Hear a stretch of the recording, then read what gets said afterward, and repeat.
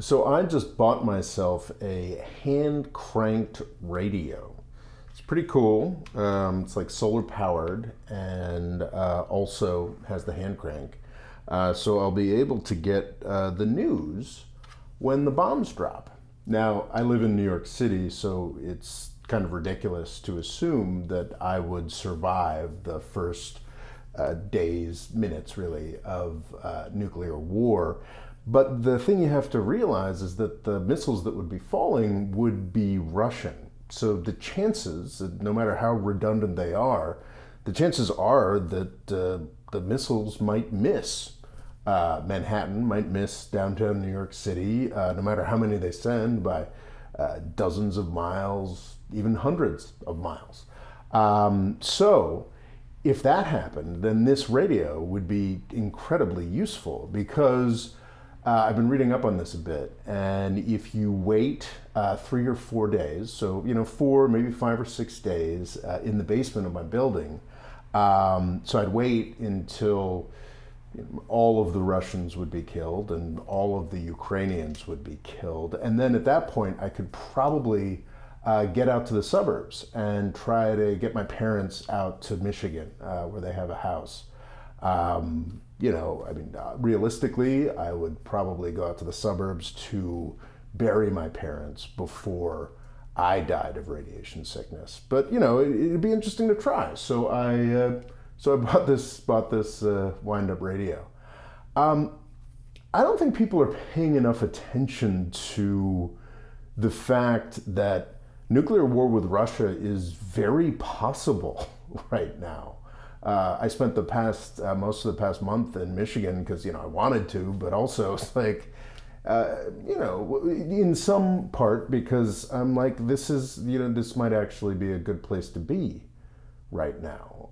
Russia is a nuclear armed country that is desperately losing a war that many people in its leadership believe is existential for them. And it is not defeatism or doing Putin propaganda to talk about the fact that the extinction of human life, or at least the extinction of Russian and American life, is a very real possibility.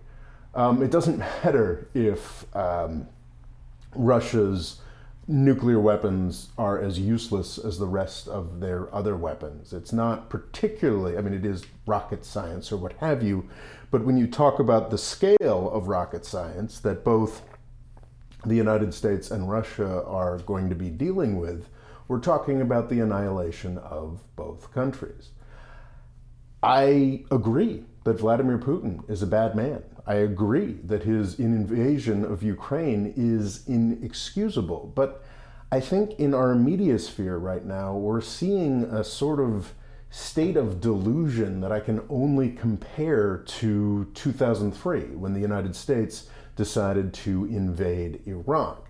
The fact that our cause this time, attempting to defend the Ukrainians, supporting them in their fight against an imperialist aggressor, the fact that our cause is actually just this time kind of makes the problem worse. It makes it much harder for people to step back and be like, hey, we're talking about the end of the world here. Or maybe just the end of the European and American worlds, which honestly would be a pretty, not particularly surprising way for us to go out. By slaughtering each other over the details of whether a particular group of Slavs were one kind of way or another. This is something we've been doing for over a century now. But it's really bothering me that we're not even allowed to suggest opportunities for peace. There was a famous tech billionaire who put out a poll, probably more to make a point about Twitter bots than anything else, that suggested an unrealistic plan for peace in Ukraine. And it's just fascinating watching. I'm not here to defend that guy. Well, sometimes I am, but it's fascinating watching how people are just clamping down on, trying to shout down the idea of peace.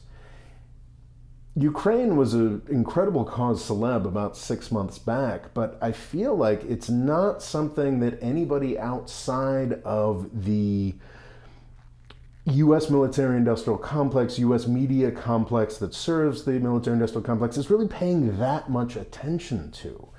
In that I don't think enough people who are outside of this foreign policy blob are paying attention to the stories that we're expected to nod along with, to just agree with. I think we've left too much of what's going on in the hands of people like me, honestly, who are just kind of thrilled to watch Russia get its ass handed to it. It's more dangerous because it seems right. It is right. We should be thrilled that Putin is being humiliated. But that doesn't mean that Russia can't end the world. That doesn't mean that the United States is without blame in how this conflict came about.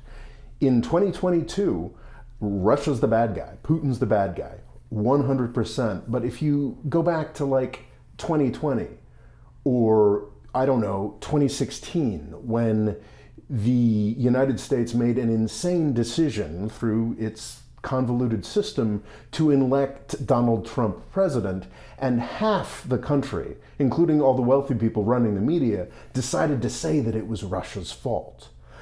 If you go back to 2014, when we decided to support the ouster of a democratically elected pro-Russian president in Ukraine. If you go back to the 90s, when we manipulated many Russian and Ukrainian elections, or the aughts, or the tens, it's just infuriating to me that we can be rampaging towards the end of the United States and Russia and not even think about how we could have averted this, how we could possibly find a solution that could avert the end of our countries, the end of Western civilization.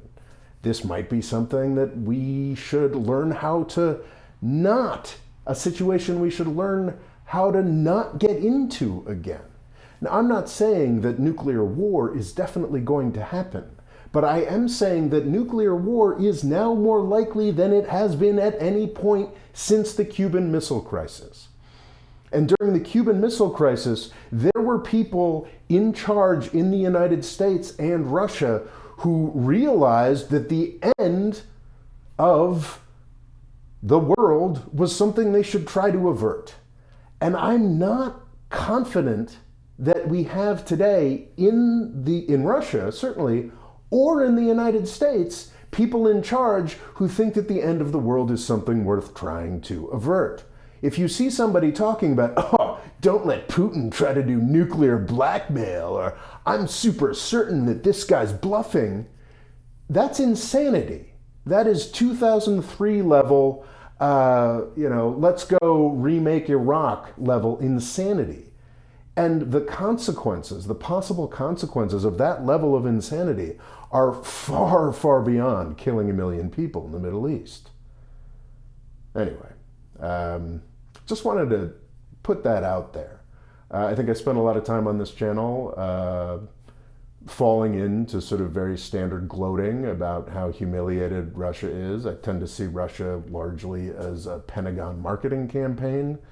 Obviously, there's more to it than that, but the idea that Russia was some sort of threat to us is mostly a Pentagon marketing campaign.